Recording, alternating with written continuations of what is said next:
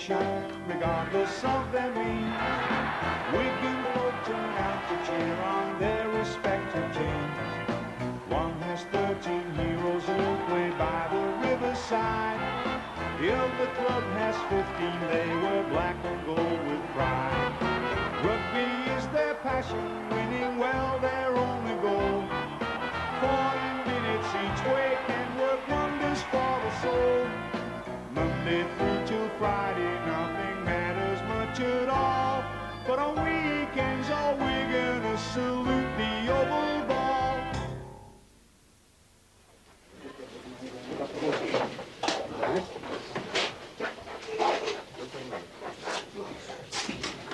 Wigan Rugby League have had a less than spectacular start to the season. They've lost 5 important matches and all the players are feeling the pressure.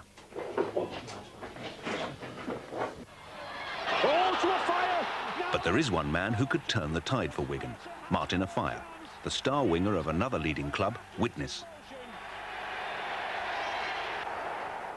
Afire also plays for Great Britain, and during the last 4 seasons he's been the league's top try scorer. But since the start of this season, he's been in dispute with Widnes and hasn't played a game. Throughout November, there's been speculation in the town that Afire will be put on the transfer list. But would Wigan be able to buy him? Martin Afire? Good morning, Martin. It's John Bent. Are you in a position to speak to me, Martin? Mm-hmm. I understand. Maurice Lindsay at Wigan is saying nothing, but have you heard any further developments regarding your transfer request, Martin? Oh, you don't know what's happening at Widnes. Martin, you're obviously anxious to get back into rugby league as quickly as possible. And particularly into the Great Britain side, with a view to making the Australian tour next summer. Yeah, that's your biggest frustration, Martin. Can I quote you? Yeah.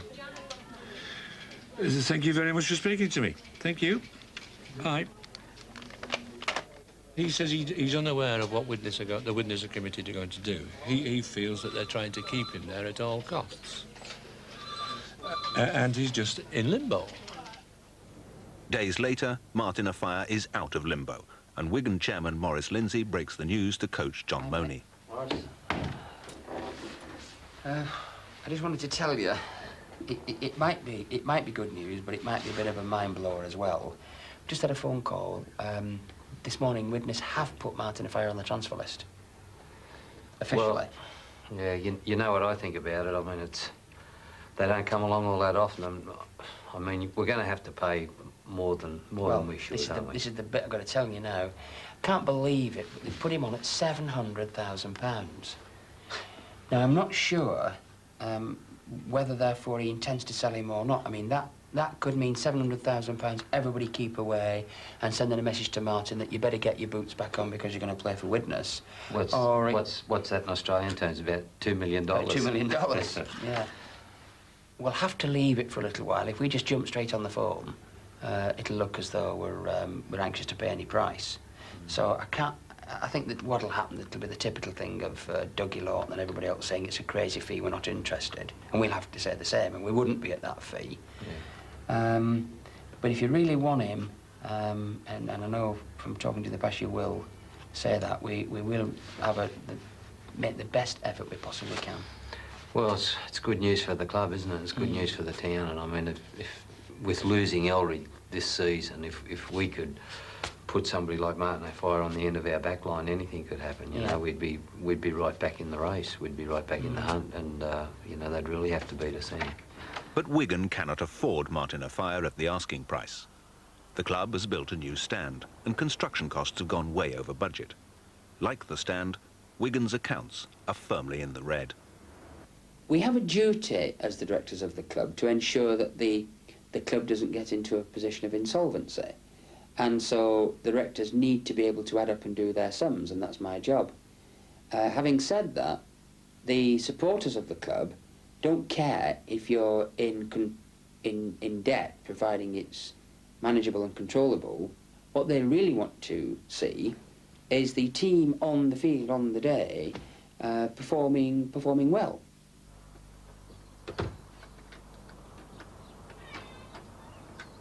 it's a catch-22 situation. You go heavily into debt by building a new stand, then you need to spend money on the team to keep it winning to afford to pay the debt on the new stand. Hi, Jack. I'll just sling my coat in the bag. Before he can even start negotiations to buy Martin a Fire, Maurice Lindsay must visit the club accountant for an up-to-date financial report.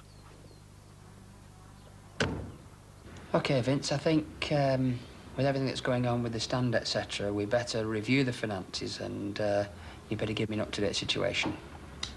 Well, Maurice, as you know, 12 months ago, we were in a very healthy situation, but we were committed to the stand, which has gone some £800,000 over budget.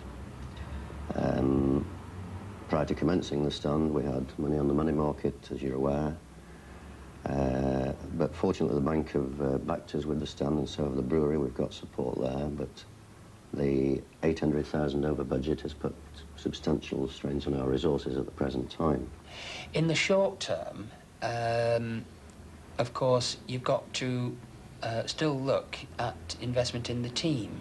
And you know that there's the situation at the moment concerning Martin a Fire. Now, if we were to buy Martin a Fire, that of course gives us additional capital requirements. But I understand that the sponsor is prepared to help us in that area. They would be keen to have Martin a Fire linked to them, so that should assist matters. Now, we sold Ellery Hanley. Just remind me, what are the dates for the payments from Leeds? When is the money due and the balance? Well, we've only a final payment due now, which is due on the 1st of February. In addition to that, we've a payment due on Bobby Goulding as well.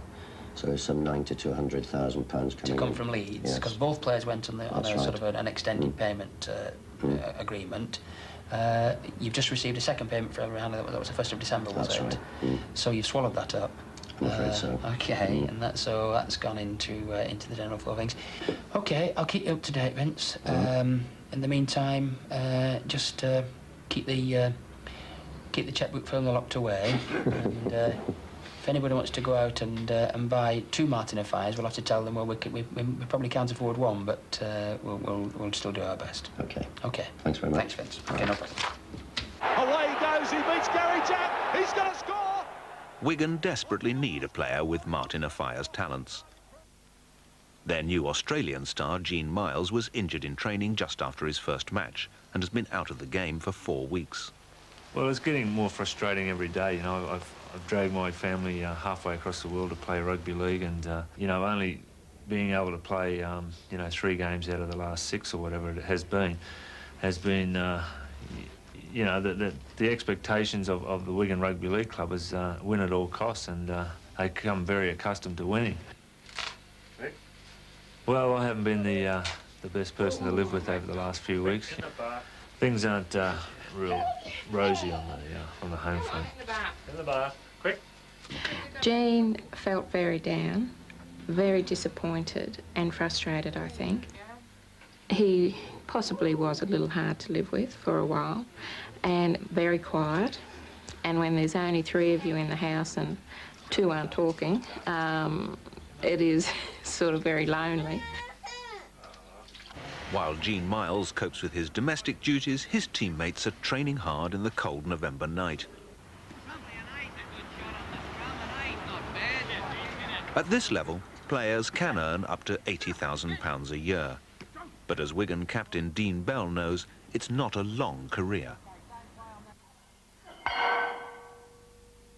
Rugby league has given me a good life. Without rugby league, you know, I'd probably be, you know, stuck in a factory working all hours and taking home a very small wage. I know at some stage my career is going to finish, and at the moment things are going along nicely. I'm 29 years of age, and realistically I suppose I've got another 4 or 5 years in the game, but all of a sudden that money stops. As soon as you stop playing, you know, how am I going to pay the mortgage? You know, what am I going to do next? Where's the money coming from? Previously, you know, a lot of players they get all this money coming in while they're playing, and a lot of them haven't thought about the future. They've just sort of lived from day to day, you know, and it's been good while it lasted, but they haven't really looked ahead. Eager to secure his own future beyond the playing field, Dean Bell has been investing part of his income in women's clothing. A fashion shop run by his English wife, Jackie. Dean and I have just opened this shop, and we've been open about 5 weeks now. And we hope that it will eventually set us up for the future. It could all end tomorrow if there was a serious injury or something, and you just have to look to the future. Do you worry about injuries? Yes, I do. Sometimes, you know, they seem to come in spurts that where they get a lot all at once, which Dean's had a lot of cuts and bruises and things, but luckily he's not been too injured, you know, with serious injuries. Injuries are a constant worry, and not just for medical reasons. In rugby league, except for a small basic wage, the player's deal is no play, no pay. And in this game, as Dean well knows, injury is inevitable. I've lost some ligaments in my knee at some stage of my career. I've had 2 cartilage operations. I've had an operation on my fingers. I've had various cuts and stitches. I've had a hernia, and I've recently had rib cartilage damage. So, really, I mean, I consider myself to be quite lucky. Some other people mightn't, but there's a lot worse injuries that keep players out for a long time, and I've been quite lucky that mine haven't been too serious. The time has now come for Maurice Lindsay to open negotiations with the witness chairman to buy Martin Fire. Oh, hello. May I speak to Mr. Mills, please? Mr. Jim Mills. It's Maurice Lindsay, Wigan Rugby League Club. Hi, Jim. Maurice. Fine, thanks, mate. And you? Very good. Listen, you can probably guess why I'm ringing. I don't really have an offer to put to you, but I just wondered what your real thoughts are. Yeah? Yeah, I understand that. But obviously at 700,000, nobody's really going to move either, Jim. I know he's a one-off. Yep, I accept all that, but the fact remains that, you know, at the end of the day, somebody's got to sign a cheque, and when you sign a cheque, you're supposed to have money in the bank. Yeah. Well, look, I've registered our interest. You know that about 8 weeks ago now, we told you that we'd have passed on the Ellery handling money straight away. We've actually spent some of that now. We bought Billy McGinty and Neil Cowie. But we could still probably manage $250,000 if it was of any interest to you. All right, I accept that. But whatever happens, we're in. We'd like to keep talking to you, Jim. So if you just keep me informed of how the negotiations are going with anyone, and if we can come out number one, we'll certainly make every effort to. That's great. I'll keep in touch. Thanks, Jim. Take care, mate. Bye.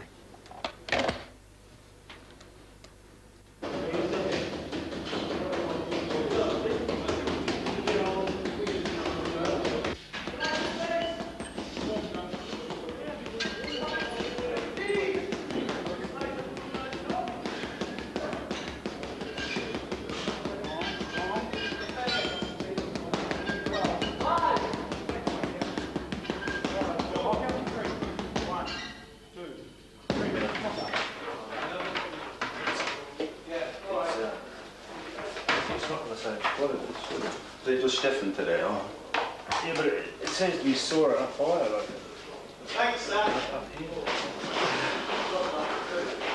Hey, Morris. See Jean's in the treatment room. Well, you won't believe it after what he's done, and then when we're doing the warm-ups, he just slipped over and he's hurt his groin again. So he's had his thigh injury, and now his groin's not real good. So he's possibly going to miss this game, and he might even miss another one. I mean, he can't take a trick. So he's missed a month. Yeah. And he could be missing who knows with the groin. Is it torn? I mean, yeah, it is. But I know everybody's getting really, you know, they're starting to get on his back a little bit, and the players are getting stuck into him a bit. But I mean, nobody feels worse than Jean does. So, yeah. So you know, I don't know whether you want to talk to him. I've just told him that, you know, we need him fit, don't we? Yeah. That's the main thing. Well, listen, mate, I know what he'll be going through. He's come over in a blaze of publicity. He's played, what, I don't think he's played 100 minutes of football. And it'll be worrying him. Debbie's got the baby coming. He's bound to be under massive pressure. Just tell him, please, mate, don't worry about a thing, right? We know he's a class act. And the last thing he needs is to think he's under pressure from us. He's not. Tuesday, 3rd of December. The Wigan Board of Directors hold their weekly meeting. Well, obviously, gentlemen, I suppose we'd better talk about the Martin Fire situation. Obviously, from our discussion over the weekend, you're up to date, but just to confirm that I did, again, speak to Jim Mills. He said that the original fee of 700,000 is probably unrealistic, and he would, therefore, be prepared to do up to 500,000, which obviously I said was unrealistic as well, and beyond our reach, considerably beyond our reach. He said that they are pretty desperate for cash themselves. I said, I know how you feel. And the door is open, but there isn't really very much progress. They're obviously hoping to get as much as they possibly can by hoping that 2 or 3 clubs will get into competition. Yeah. So how far are we prepared to go, or are we prepared to go at all? It'd be a great signing for us. That's right. I start feeling excited at the very thought of him, you know, coming, if it was possible.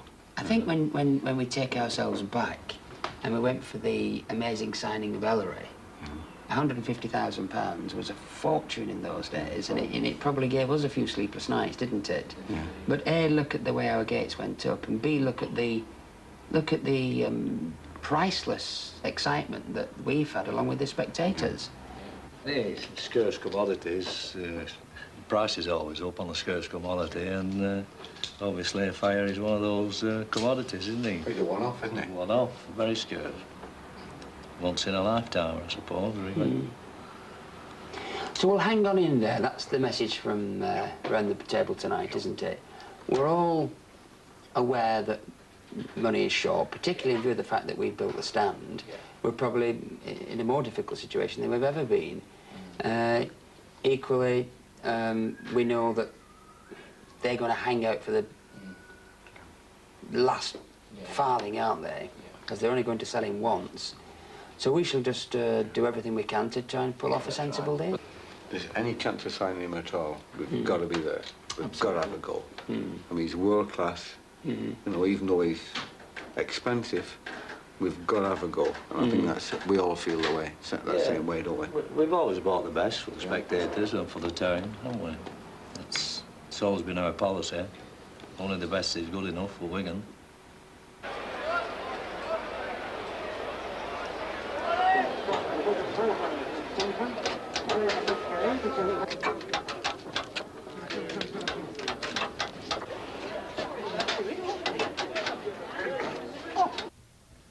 After another 3 weeks off, Gene Miles has at last been declared fit to play in today's match against Hull. Well, after many hours at the physiotherapist, I'm finally ready to make my long-awaited comeback. It's been a very frustrating last few weeks. You know, it's at a very important stage of the year for us. It's leading into Christmas, so you know this is when the championship's won. So you know, hopefully we can get a bit of a roll on and keep our supporters very happy. Atta girl. Where's John going, Tegan? Football. Football. It's rugby. He's going to rugby. Rugby. See you later. See ya. Bye-bye now. Ta-da.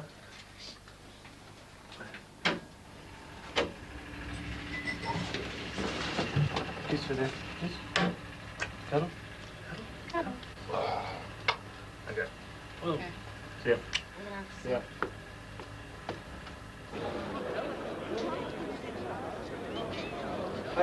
All right. Hi, girls. How are you? What's up? You have any photograph taken? Where's your mother? Well, she's not too clever at the moment. You didn't frighten her off, did you? Listen, we give her a cup of coffee. You weren't swearing, were you? No, it wasn't me. You weren't swearing at the referee? What we do a thing like that, the referee? Yes. You got him Well, on. Mum's very recently. I can't tell you what she said, though. No, we gave her a cup of tea, didn't we? And We a told biscuit. her Oh, back she to loved home. it. She loved it. Coming again? Yeah. Yeah. But I don't want her coming back to the home swearing and shouting and carrying on. Oh, she will. She will. Have you told good habits off us, Morris? Yes, oh yes. She puts me in. Hello, John. Are you all right, lad? Yes. I'm great, thanks, mate. All the best. Thanks, mate. All right. Well, we've got one or two missing again today, but we're doing our best. All right. I'm every confidence in him. Thanks, love.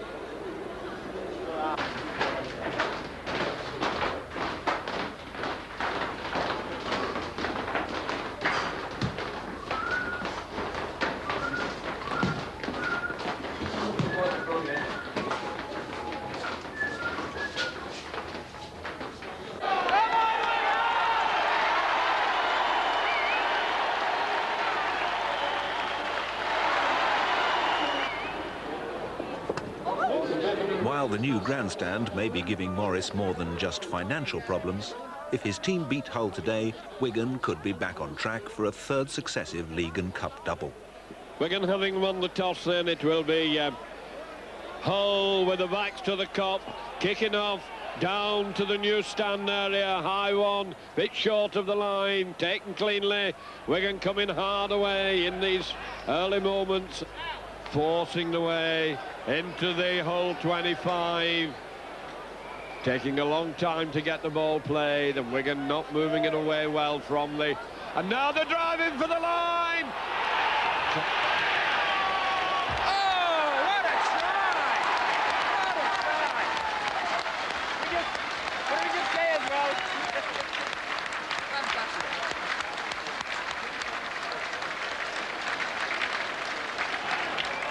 Out to Edwards. Edwards dumbing with it. Clark turning round. Wigan going to be in trouble, and Wigan are nearly through here. Can they keep it going out? They got Surgeon for the line, turning it into the middle. Up to... Sean Edwards' try puts Wigan 16 points to 6 ahead. The match is going well in the second half when captain Dean Bell is injured yet again. And Bell, who must have lost pints of blood this season, he looks like an exercise in tapestry. He's taken a lot of hammer and he's spilt a lot of blood. Hard man, Dean Bell. Can take it as well as dish it out. The Dean Bell horror show. Dean Bell surgery. You've been doing this quite a bit, haven't you? I am. all for the wrong reasons. I feel depressed when I'm injured, not because of the injury. It's because I think I'm letting my teammates down. I just want the doc to hurry up so I can get back there and help my teammates out.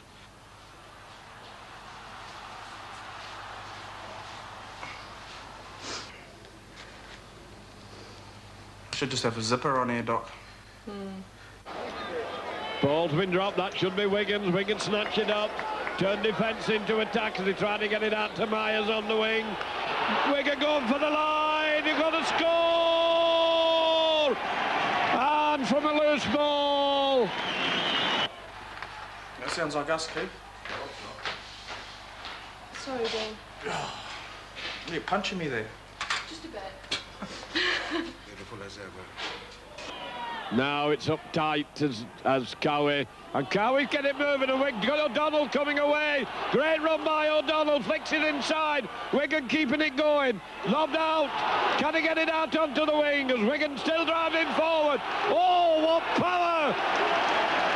The crowd love that. Is that it? Yeah. Right, pal. Come on.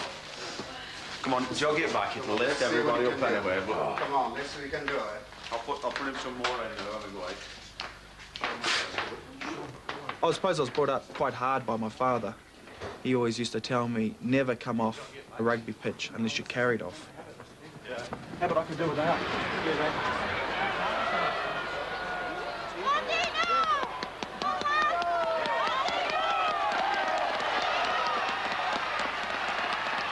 We're into injury time, so we might as well bang it over. It's 22 points to 12.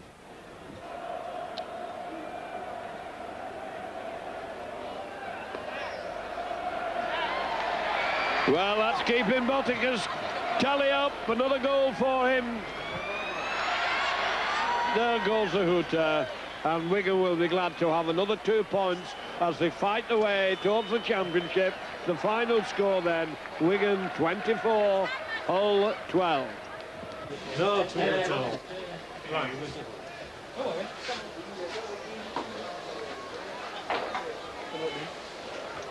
Fucking beauty. I'll have to look at it, actually. Practice now. I hate this moment. Oh! You're lucky you're married. Still good looking. Still good looking. Dean. Yo. You'll be the ugliest father Charles. Christmas in Wigan this week. Hey, I'll be one of the richest. I thought it was a tremendous game today. I thought in the first half we were really going to romp home. We'd be 90-0 for Wigan. But Hull came back in the second half and they made a really good match of it. The guest, no one guessed at it. Every home game, the sponsor chooses one Wigan player as man of the match. It's often more a sign of encouragement than any strict judgment of who's been the best player on the day. I'd now like to make the presentation of the man of the match. Norway's choice of man of the match to Dean Bell. Sorry. Dean Bell.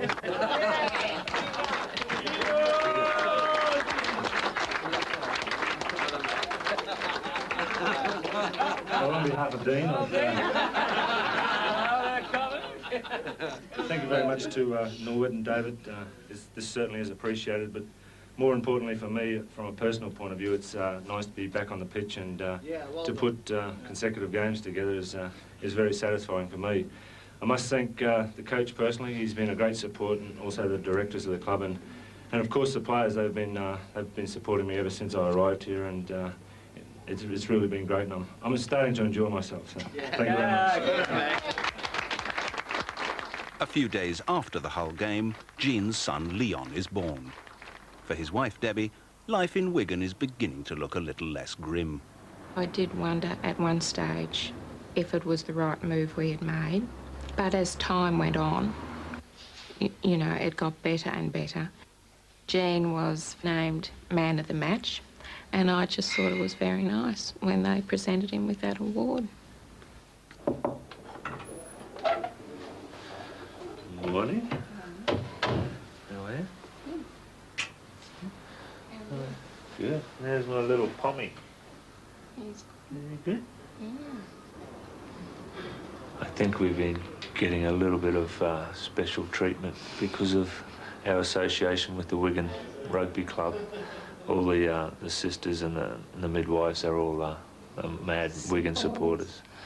So Liam has been getting a little bit of special treatment, which is great. January the 4th, 1992.